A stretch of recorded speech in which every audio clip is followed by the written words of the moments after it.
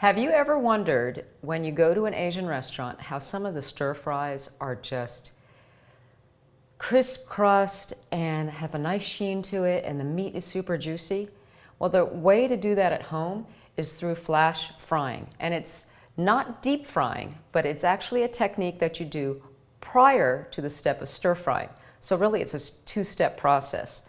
What I have here is a wok. You can use any heavy bottom pan filled with vegetable oil. Corn oil, peanut oil, canola oil, high smoking point oil is what you're looking for. Next to it is a saute pan that I also have heated and ready to go.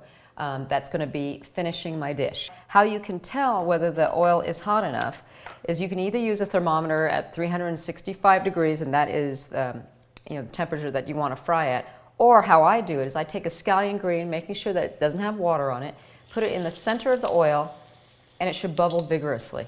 If the oil is smoking, it is too high.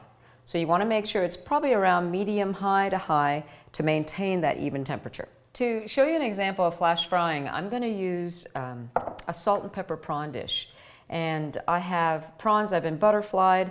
I'm going to add a little bit of cornstarch to it, and that's going to be the drying agent. So I've already patted the shrimp dry. You always want to make sure whatever goes in hot oil is a dry ingredient, whether it be a meat or a vegetable.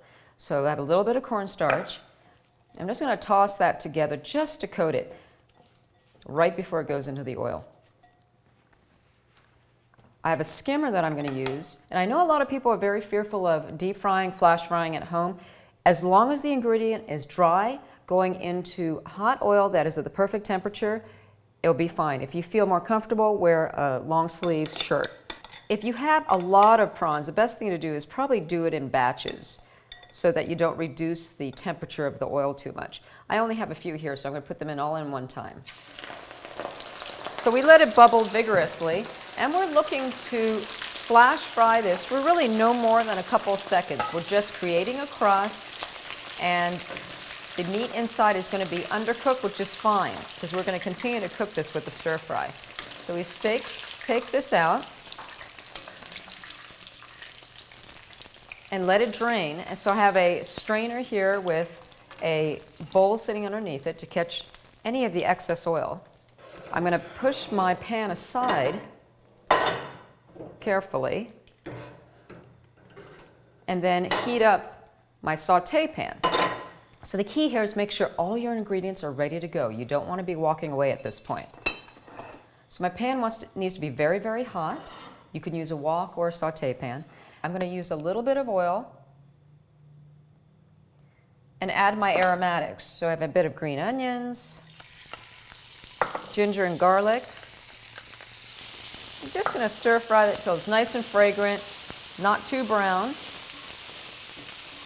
And for this dish, it calls for a spice mixture of Sichuan peppercorns, 5 spice powder, a little bit of salt and pepper and sugar.